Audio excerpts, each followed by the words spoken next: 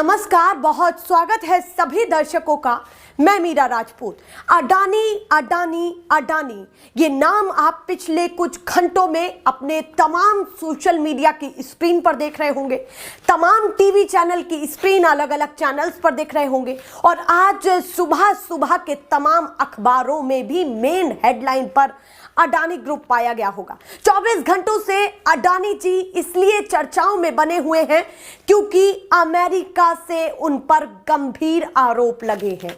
अमेरिकी कोर्ट ने उनके लिए अरेस्ट वारंट तक भी जारी कर दिया है क्योंकि अमेरिकी कोर्ट के मुताबिक जो उन पर आरोप लगा है, जो अमेरिका की कोर्ट तक ये मामला पहुंचा है, वो ये है कि उन्होंने रिश्वतखोरी, धोखाधड़ी और घपलेबाजी की गई है। ऐसे गंभीर आरोप अडानी ग्रुप पर लगाए गए हैं और जैसे ही ये अमेरिका से खबर निकल करके सामने आई अरेस्ट वारंट की और इस तरीके के गंभीर आरोपों की, तो अडानी ग्रुप के लिए भारत में बड़ा भूचाल आ गया क्योंकि भारत के सबसे बड़े उद्योगपति है अडानी जी।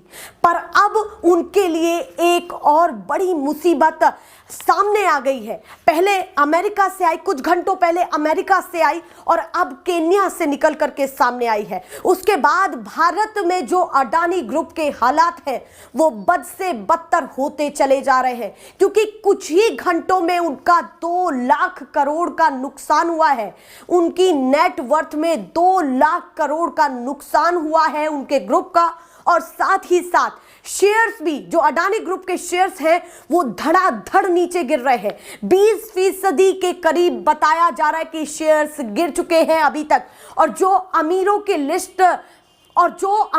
लिस्ट में उनका नाम टॉप पर शुमार रहता था, उस लिस्ट में उनका नाम खिसक करके धड़ाम से नीचे आ चुका है। एक के बाद एक अडानी ग्रुप पर और अडानी जी पर गाज गिर रही है। कभी अमेरिका से, अमेरिकी कोर्ट से खबर निकल करके सामने आती है तो कभी शेयर्स को लेकर के सामने आती है कि शेयर्स गिर रहे हैं और उसके बाद ये सामने आया कि नेट वर्थ में 2 लाख करोड़ का नुकसान हुआ है। आप सोचिए कि कुछ ही घंटों में, महज कुछ घंटों में बुरी तरीके से हालात हो चुके हैं अडानी ग्रुप के। चारों तरफ से चौतरफा घिर गए हैं अडानी जी क्योंकि ये कोई छोटा मोटा नुकसान नहीं हो रहा है और जो अमेरिकी कोर्ट ने आरोप लगाए हैं वो 2250 करोड़ के करीब रिश्वतखोरी का आरोप लगाया है। आप सोचिए कि कितनी बड़ी रकम है, कितनी बड़ी वैल्यू है जो आरोप लगाया गया है। और अब केन्या ने भी, जो प्रपोजल अडानी ग्रुप के केन्या से चल रहे थे,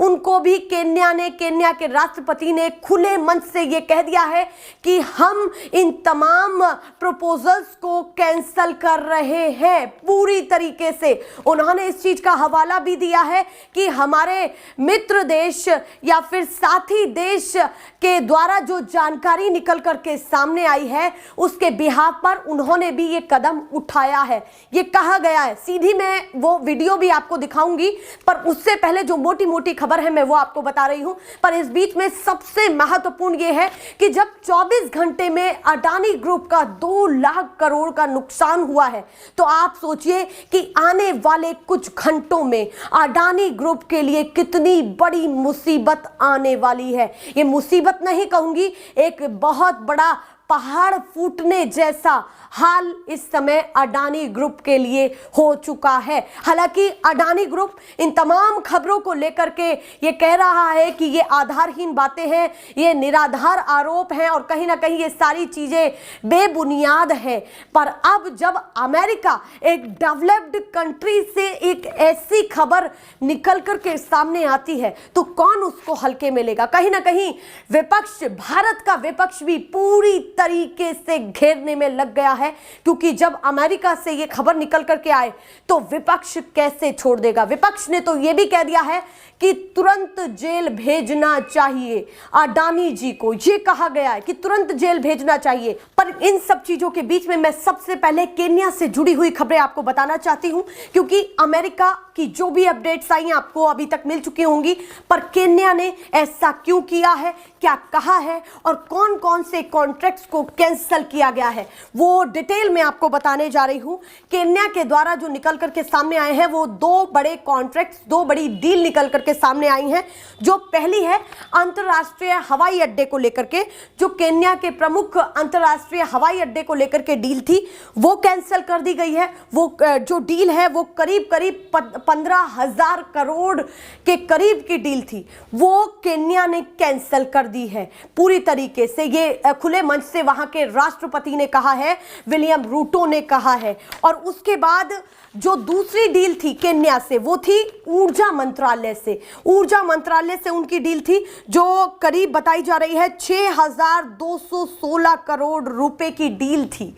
ऊर्जा मंत्रालय से जो थी उसको भी कैंसिल कर दिया गया है। यानी कि एक तरफ तो अमेरिका से उनके लिए बुरी खबर निकल करके सामने आई, दूसरी तरफ उनके बिजनेस पर भी प्रभाव पड़ रहा है।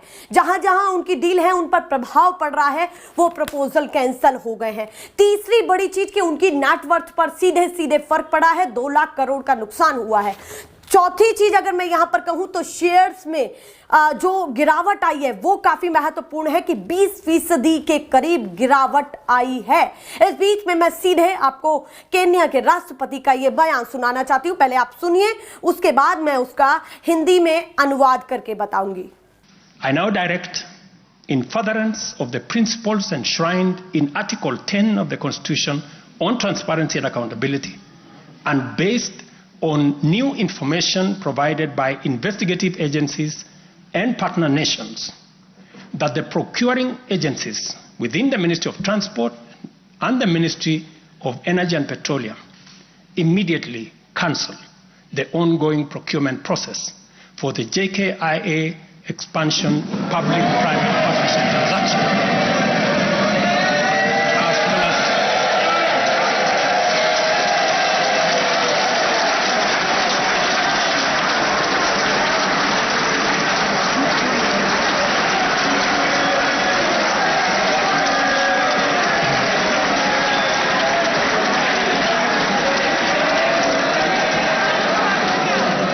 तो देखा आपने कि किस तरीके का अंदाज विलियम रूटो का था। उन्होंने क्या कहा है, उन्होंने ये साफ तौर पर कहा है कि जो बड़ी डील अडानी ग्रुप के साथ है, क्योंकि उन पर संगीन आरोप लगे हैं, फिलहाल वो उसको पूरी तरीके से कैंसल कर रहे हैं। इसी बीच में ये भी बताया गया कि जो केन्या की इस ग्रुप से 30 साल की डील थी, वो पब्लिक प्राइवेट पार्टनरशिप की जो डील थी उसको भी कैंसिल कर दिया गया है। यानी कि दो डील तो ऑलरेडी कैंसिल हो चुकी है और ये 30 साल की जो डील थी उसको भी, पब्लिक प्राइवेट पार्टनरशिप की जो डील थी उसको भी कैंसिल कर दिया गया है। यानी कि अडानी ग्रुप चारों तरफ से घिर चुके हैं। इस बीच में राहुल गांधी ने भी कल तीखे स्वर में बहुत कुछ कहा। सीधे यहां का विपक्ष भी सवाल कर रहा है और अडानी ग्रुप पर सीधे कार्रवाई की मांग कर रहा है। जांच की भी मांग पहले भी की थी, जेपीसी की मांग लगातार विपक्ष कर रहा है, पर फिलहाल तो राहुल गांधी ने यह कह दिया है कि मेरा अधिकार है बोलना और मैं सदन में भी नेता विपक्ष प्रतिपक्ष होने के कारण मैं खुलकर के बोलूंगा और इसका विरोध सदन में भी करूंगा और तुरंत कार्रवाई अडानी ग्रुप पर होनी चाहिए। विपक्ष भी पूरी तरीके से उद्योगपति को घेर रहा है, क्योंकि इससे पहले जब अडानी ग्रुप हिंडनबर्ग की रिपोर्ट को आने के बाद घिरा, उसका असर अडानी ग्रुप पर लगभग 2 साल के करीब रहा है। एक 1.5 साल तो सीधे मैं यहां पर कहूंगी कि सीधे इतना बड़ा प्रभाव इतने समय तक, लंबे समय तक अडानी ग्रुप पर रहा। और उसके बाद फिर से एक खबर अडानी ग्रुप को लेकर के सामने आ गई। अडानी ग्रुप लगातार चर्चाओं में बना हुआ है। ऐसा कोई चुनाव नहीं होता जब उनका जिक्र नहीं होता है, ऐसी कोई रैली नहीं होती जब उनका नाम नहीं आता है। तमाम उद्योगपतियों को लेकर के जब बात होती है तो अडानी ग्रुप को भी घेरा जाता है, अडानी जी को भी घेरा जाता है। और अब ये जब खबरें निकल करके सामने आई हैं तो विपक्ष ये मौका कैसे छोड़ दे? वो तो छोड़ेगा ही नहीं। विपक्ष का तो काम ही है कहीं ना कहीं जो मुद्दे सामने आए हैं उनको लेकर के बोलना। और ये तो इतनी बड़ी खबर है कि शायद निवेशक ही इस समय अडानी ग्रुप पर विश्वास ना करे, क्योंकि जब भी ऐसी खबर निकल करके सामने आती है तो सबसे पहले उस ग्रुप के लिए शेयर्स का सबसे बड़ा सवाल उठता है कि ऐसा ना हो कि शेयर्स धड़ाधड़ गिरे। और ऐसा ही कुछ होता हुआ दिखाई दिया है। 20% 1% तक अभी तक शेयर्स गिर चुके हैं। 2 लाख करोड़ के करीब नुकसान हो चुका है अभी तक। और अडानी जी का अलग और अडानी ग्रुप का अलग, दोनों नेटवर्थ पर सीधे सीधे प्रभाव पड़ा है। ये काफी महत्वपूर्ण चीज है। अब सवाल ये है कि आगे इस मामले में क्या कुछ होता है, क्योंकि जब पहले भी अडानी ग्रुप को लेकर के चर्चाएं चली तो जल्दी से थमी नहीं, और अब भी मुझे ऐसा लगता है कि आने वाले समय में, क्योंकि शीतकालीन सत्र शुरू होने जा रहा है और शीतकालीन सत्र में सीधे सीधे इन तमाम चीजों पर बातचीत होगी और बहस भी होगी। ऐसे ही लगातार आपको अपडेट दिखाते रहेंगे। फिलहाल के लिए नमस्कार।